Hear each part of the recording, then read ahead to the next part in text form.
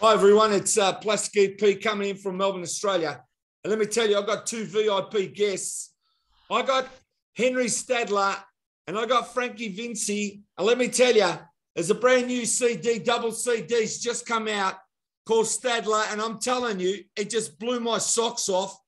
And I want to tell you, I'm so proud of what you guys have done, co-writing songs. Frankie, you've done the artwork. And I've got to say, Henry, your voice is totally amazing, and welcome to both of you to the show. I want to thank you and thank you for inviting us for this interview, and thank you from the bottom of my heart for the compliments. It really means the most to me. So, well, let me tell you, Henry, I've never heard a voice like yours that really stands out, because to me it's all rock. And I've got to tell you, that opening track, Long Live Rock and Roll, and there's about 4 or 5 others that have become my favorite songs. But just tell everybody out there which song you like or which songs you like that stand out from the double CD album. Yeah, I think the songs that are kind of my favorites are really Allison, Just a Memory, the ballad, because the lead guitar part in that particular song just flows right into it, and it gives it that it gives it that rock, what you call it, the rock melody in a ballad, which is very, very beautiful. Too Far Gone, you can ask Frankie on this one, because I really gave him nightmares and headaches with how I wanted things placed within the songs, and I wanted it extended and made longer. I wanted a longer lead part in it, but give it to Frankie for being able to do that.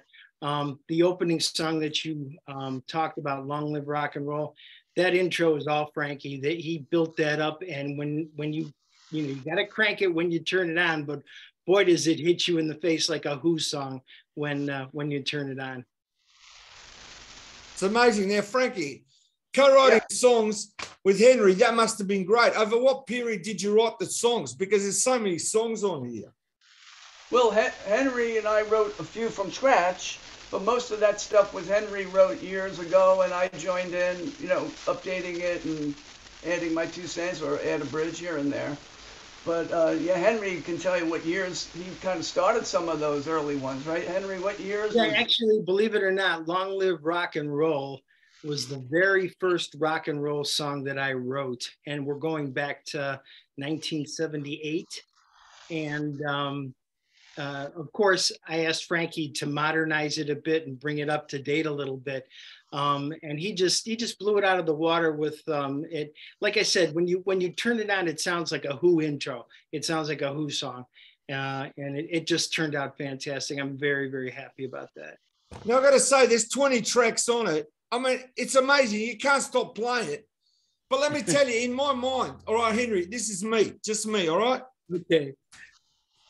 The lead singer of Bad Company, when I hear his voice and I hear your voice, to me, there's a similarity. That's what comes across to me. And I mean, he's like you, just an unbelievable voice. That kind of voice that you have, you got to be born with it. It's just like, it just blew my socks off, as I said. Well, thank you so much. When we, everything was made, or we went through CD Baby, the company, to produce this, or to go through it, to have it made, and so on and so forth. But they give you 3 choices. They want 3 choices from you as bands that you would think this sounds like. And of course, my first choice, which are my idols, the Raspberries. Second choice would be Badfinger.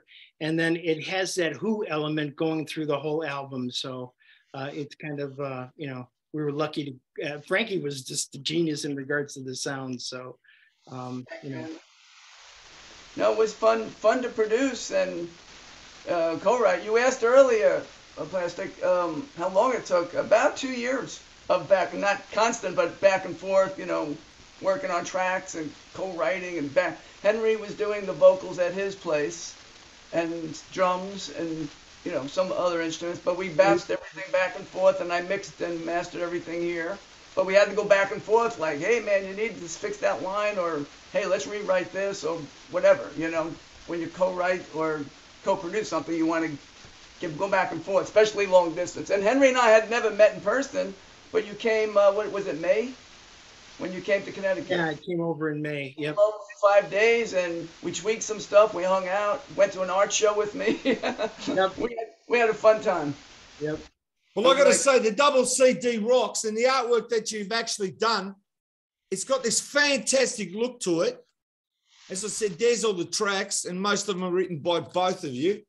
Right. And I said, Henry, it's just amazing what you've done. And I'm telling everybody out there, this is the CD to get for 2022 and next year, because as I said, everything takes off, but this is taken off by itself because it's just like a really great rock double CD package. You know what I mean? It's just like, it's all here.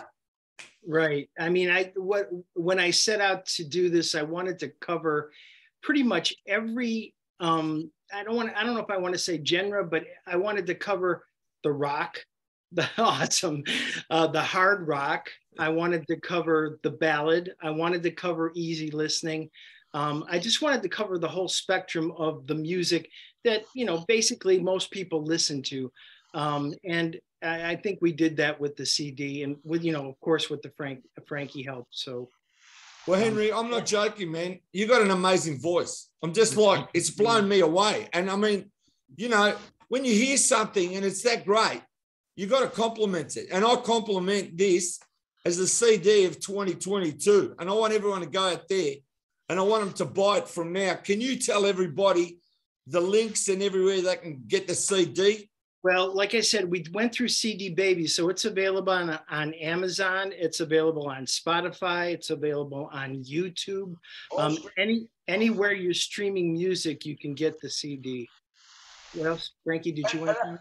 I'd like to make a comment of all the all-stars we had on it. That's what I was going to get to after this, but yeah, go ahead.